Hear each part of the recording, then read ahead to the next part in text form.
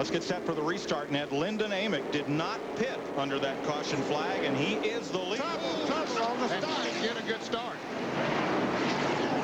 Took Earnhardt with him. Earnhardt didn't get squared away in time. Other cars still spinning and sliding down there. Mike McLaughlin made contact with Earnhardt in the grass. He's got damage to his car. And that's Ron Hornaday, number 31. The front of his Chevrolet is destroyed. And as you were saying, Lyndon Amick did not pit, and he just didn't come up to speed. Everybody else was expecting it. Here's Todd Bodine, a lot of damage on his car.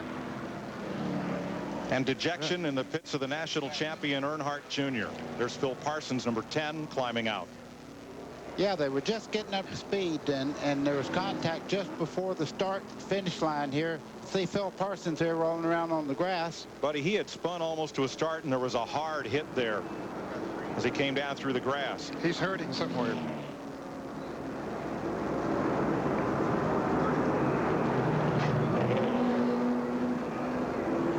Still one of the regulars in this series.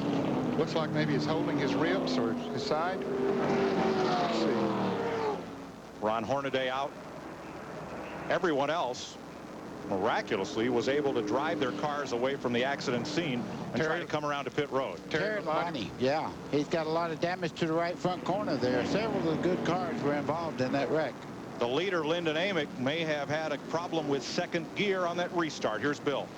Down here with Terry Labonte, crew chief Eddie Lowry very disappointed. You should have seen this crew when Terry got into that incident. They were devastated, and the right front of that car is stoved right in. This is not going to be a quickie. He has absolutely no steering control right now. They have to pull away some of that sheet metal, make a rubber change, and see if they can get him back again.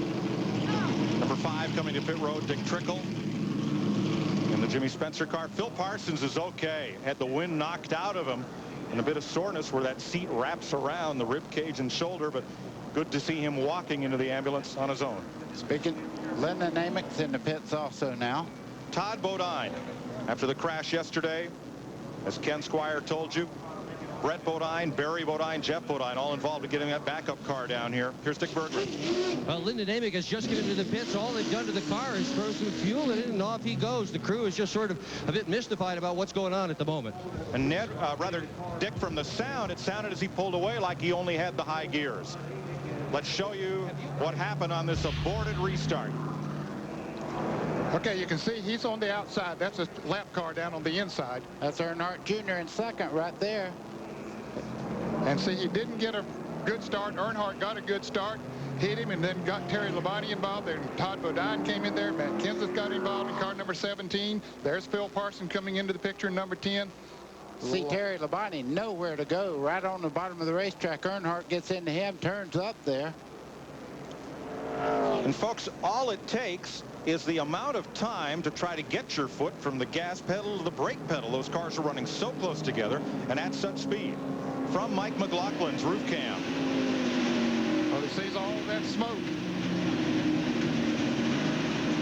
All the way down on the grass, but he gets hit anyway. He thought he had it dodged. And another thing that happens on a situation like that, you're coming down, let's ride down here with Terry Earnhardt and see what happens.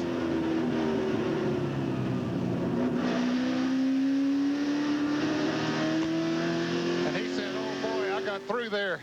Jason Jarrett was right in front of him. He got through it. This is Ron Hornaday, who did not get through it. He thought he was making the right move. But, ooh, there's the hit lick to Phil Parsons, and that was a hard one. Whew. Man. Jimmy Kitchens.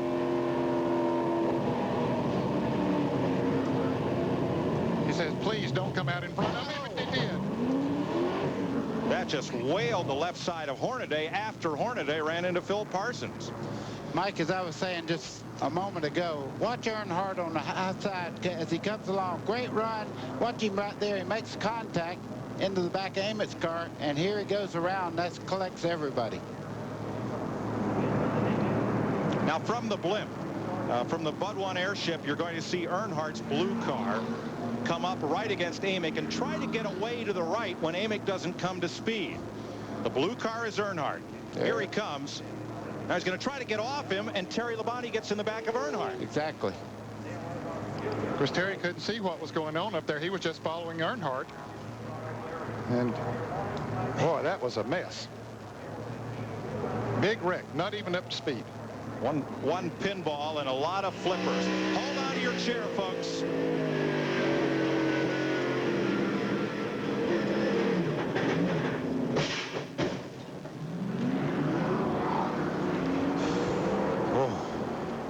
Once again from Jimmy Kitchens.